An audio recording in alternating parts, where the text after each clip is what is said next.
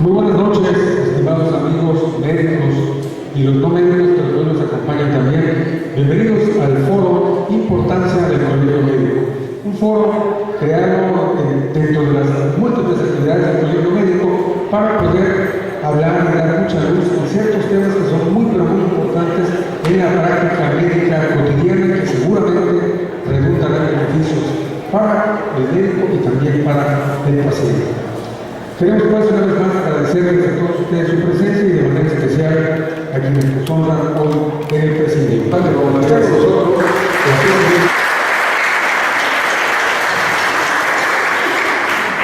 Agradecemos mucho la presencia del maestro Agustín Ramírez, conferenciante.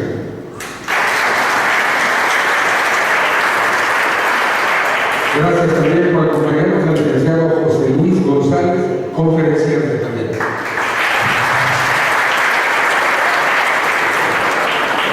De toda la representación del licenciado Abraham Dávila, director del Medical Legal Center, nos da mucho gusto que esté también como conferenciante el licenciado Luis Mauricio Martínez García.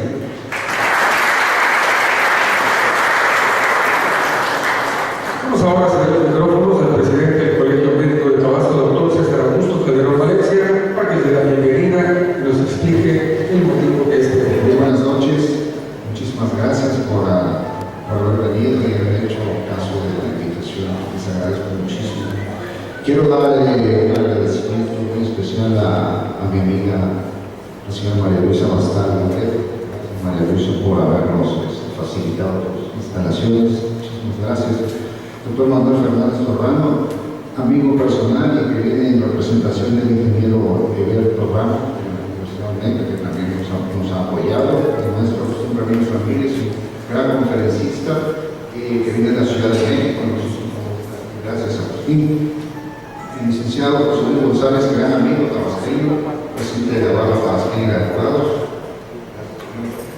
Y finalmente el licenciado Luis Mauricio Martínez García, que es conferenciante, viene en representación de Abraham Dávila, quien es el director del Medical Legal Center. También quiero agradecer a cada uno de los expresidentes del Colegio Médico de Tabasco que están aquí con nosotros, el doctor Abogado Correa de Castillo, gracias doctor, el doctor Walter Martínez Izquierdo, el doctor Martín Juárez Cadena, el doctor Armando León Bernal, el doctor Rafael Arroyo Yabú, la doctora Celia Castillo de Castro, el doctor Ramón Velarde, gracias Ramón, el doctor Alberto Auto Andrade, y además vienen acompañándonos y estando con su presencia el doctor Eulalio Valdés Santiago, que es el presidente del Colegio de Médicos Generales, Luis Arturo Zabaleta, gracias, el doctor Arturo Adina Martínez, que viene, es el director de atención médica de la Secretaría de Salud y viene en representación del señor secretario, Juan Antonio Filiberto Castro. También agradezco mucho a mi gran amigo, el diputado Marco Rosendo Medina Filiberto, gracias Marco por su presencia. Y al doctor Mariano Domingo González Vera, presidente de la Asociación Mexicana de Medicina General y Medicina Familiar, capítulo Tabasco. Señores, sean bienvenidos. Tenemos la presencia de varios presidentes de asociaciones de radiología, el doctor Pacheco. Sí, mucho gusto. El doctor Tirso Aguilar del Colegio de Cirujanos Plásticos. Gracias, Tirso. Bien. El ejercicio de la medicina es arte y ciencia. La medicina no se aprende recetando libros de memoria ni con títulos de toda índole. La forma de resolver los problemas diarios es el mejor indicador de la eficiencia. Y en esta tarea, reunirnos para discutir experiencias, retos y actualidades es de capital importancia para entender quiénes somos, cómo vamos y hacia dónde nos dirigimos. Muy buenas noches tengan todos y sean cordialmente bienvenidos a este foro, La importancia del Colegio Médico. Este es un espacio creado para hacer eco en los profesionales de la salud y en el resto de la sociedad, con la sana intención de colocarnos como grupo sólido, preocupado, ocupado y dispuesto a fortalecer a nuestros compañeros de profesión desde una práctica bien sustentada. Nos interesa recoger y discutir todas las opiniones de quienes han hecho de la práctica médica su pasión principal en la vida, para desde allí poder insertarnos en el concierto de voces doctas, responsables y comprometidas con los programas de salud públicos y privados de Tabasco y de México. Hoy, la formación del médico se hace más compleja, pues además de dominar su quehacer profesional, debe conocer comunicación, organización de servicios de salud, aspectos médico-legales, fiscales incluso, así como mejorar su capacidad de relacionarse activa y eficientemente en la propuesta y toma de decisiones. Esto explica claramente la necesidad de colegiarse, de organizarse como federación. Por otro lado, destaco lo alarmante del número de quejas y demandas originadas por la presentación de servicios médicos en muchos casos injustificadas. Pero esto nos obliga a reflexionar acerca de causales y un conocimiento a fondo sobre la materia y función de cumplir con un mandato constitucional de los mexicanos, el derecho a recibir prestaciones de salud oportunas y de la mejor calidad. Organizados, ejerciendo una presión necesaria y benigna, lograremos mayor profesionalización de la práctica, seguridad para el médico y el paciente, y al mismo tiempo seremos ejemplo y guía para las nuevas generaciones de profesionales del ramo. En esta ocasión abordaremos tres grandes temas que nos darán luz y firmeza en nuestro día a día en aspectos legales y de inserción estatal, nacional e internacional, en cuanto al quehacer de la salud. Hay un aspecto interesante con la facilidad que actualmente existe para acceder a la información médica de toda índole, incluidos los temas médicos, y esto provoca en los usuarios una falsa sensación de saber y de manejar delicados temas, incluso por encima del profesional, de las claros que las soluciones que nuestro Estado y nuestro país requieren en materia de salud las podemos obtener trabajando de una manera conjunta con los programas oficiales. Sean bienvenidos, señores, muy buenas noches y adelante. Gracias. Vamos a iniciar nuestro panel de conferenciantes, tocando el tema mitos y realidades de los seguros de la práctica profesional. Y contamos con la presencia del licenciado Luis Mauricio Martínez García, que viene representando al licenciado Abraham Dávila, director de Medical Legal Center. El licenciado Luis Mauricio Martínez García es egresado de la Universidad de Guadalajara, actuario del Juzgado Séptimo de lo Civil en residencia, también allá en Guadalajara, y actualmente se desempeña como abogado de Medical Legal Center. Bienvenido y adelante con el tema mitos y realidades de los seguros de la práctica profesional. El día de hoy vengo a platicarles más que nada de los conceptos legales que se pueden manejar en la cuestión del colegio. Que el colegio realmente es algo tan bondadoso que tenemos aquí en México y no hemos sabido como profesionales explotarlo al 100%. Rapidísimo, por el tiempo que tenemos, vamos a ver el aspecto de un antecedente, lo que es el aspecto legal en la cuestión de los códigos civiles y en lo que es de la ley de profesiones del Estado de Tabasco, así como el nuevo proyecto que se tiene referente a la obligación de la colegiación. Los antecedentes más que nada se tuvieron que hacer el colegio médico, actualmente es una necesidad y anteriormente también era totalmente una necesidad. ¿Por qué? Porque se necesitaba reunir un grupo de personas que supieran o conocieran de determinado tema y que sobre este tema fueran dando luz para ir conociendo más a profundidad los aspectos que engloba este aspecto.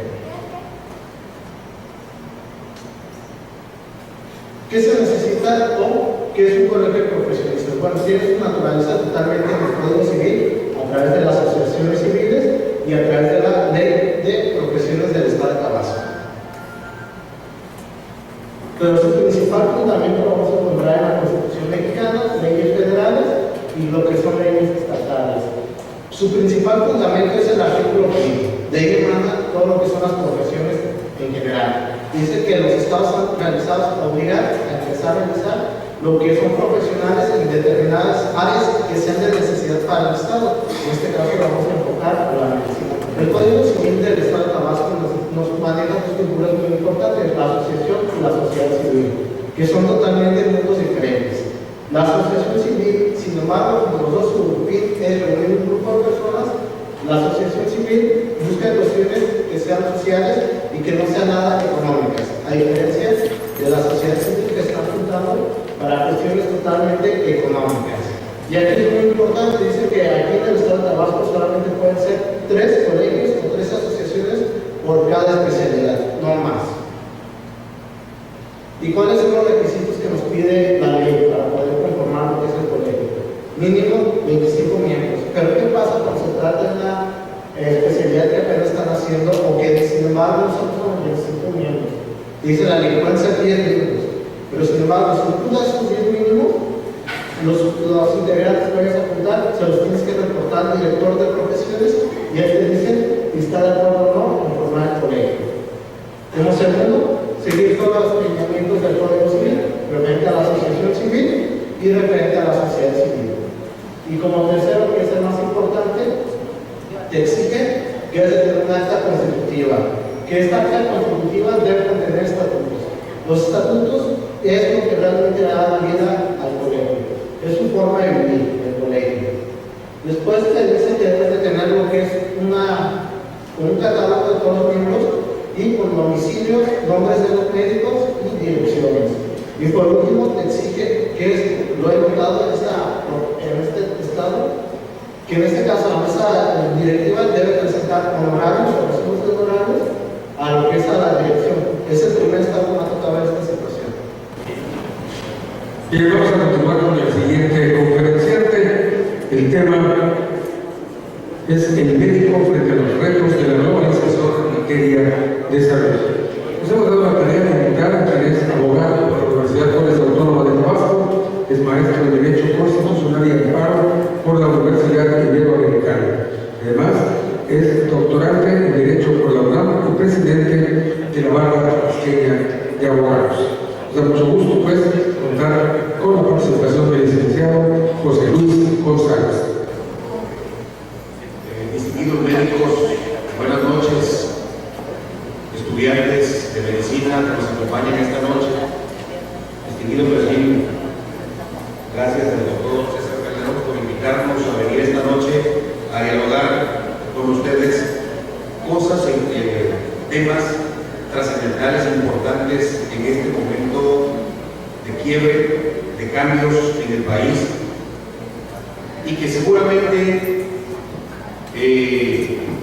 pues los médicos principalmente no están afuera, somos de los primeros conjuntamente con los abogados los que estamos en la palestra expuestos a estos cambios que se están generando y que son verdaderamente difíciles, que si no los atendemos con oportunidad, pues vamos a tener muchos problemas, serios problemas, por los que en esta noche yo me atrevo a hacerles un llamado a los presidentes de los colegios de profesionistas de especialidades que deben platicar, convencer a sus agremiados para que puedan verdaderamente prepararse para estos nuevos retos y que seguramente muchos no pudieron estar esta noche aquí, pero que deberían hacer el ejercicio y darse el tiempo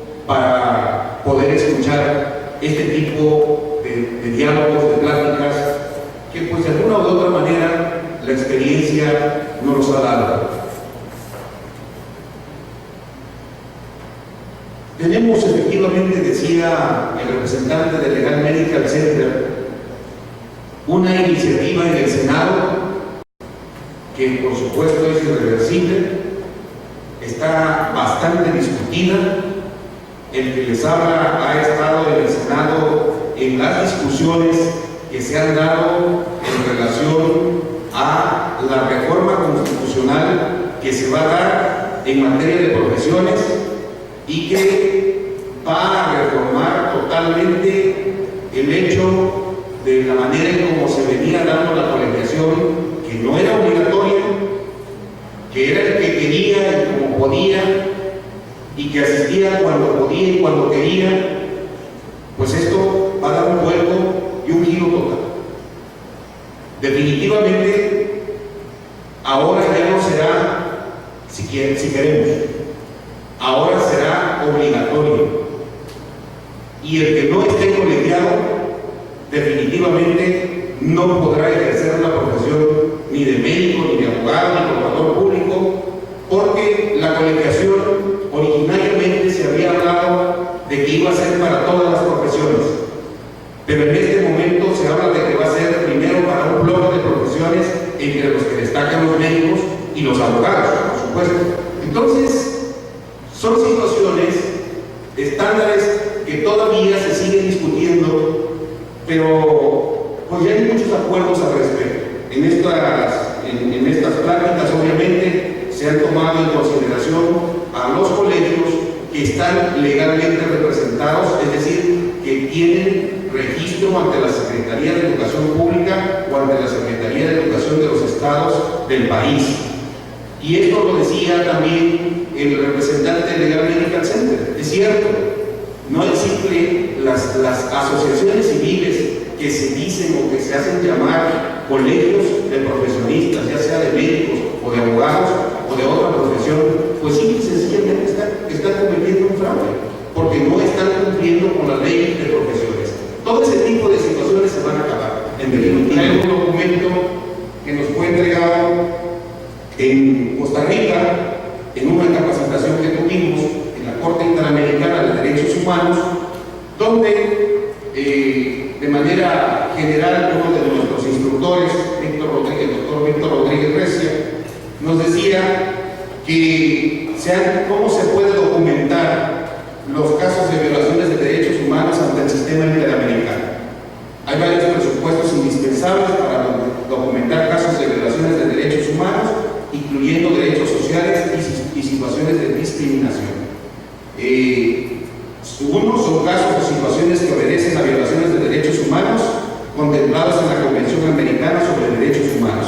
Dos, son casos donde se debe demostrar que ha habido un acto estatal por acción u omisión. Es decir, el médico puede caer en responsabilidades por hacer lo que no debió hacer de más, pero también por omitir o hacer algo que debió hacer y no lo hizo, por haber fallado con su equipo de trabajo. Lo comentábamos en otra plática anterior que tuve con ustedes, teniendo un equipo de trabajo y no habiendo revisado las particularidades de su equipo de trabajo, no habiendo tenido cuidado en dirigir a su equipo de trabajo y no haberlo hecho con pulcritud. Eso es una omisión que también seguramente podría llegar a ser castigado.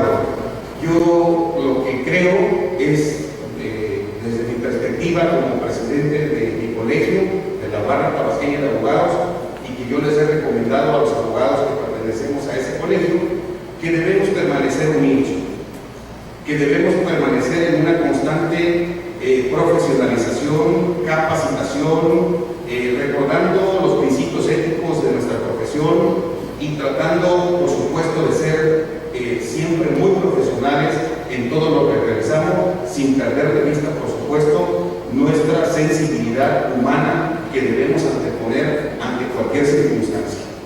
Entonces, la globalización, pues, del médico frente a los grandes retos de la salud son diversos, y esto nos lleva también a que ustedes en particular deben conocer una serie de elementos de normatividades que a veces son engorrosas, que a veces son demasiadas extensas, pero que sí las deben consultar y las deben conocer, sobre todo cuando ustedes tienen aplicabilidad directa en relación con el tipo de funciones que ustedes realicen. Muchas gracias, licenciado. Y vamos ahora con nuestro tercer y último conferenciante para el tema del Sistema Universal de Salud. Nuestro próximo conferenciante es abogado egresado de la Universidad Autónoma Metropolitana, maestro en bioética por la Universidad Anáhuac del Norte. Ha colaborado con el Servicio Público en diversas dependencias y entidades de la Administración Pública Federal desde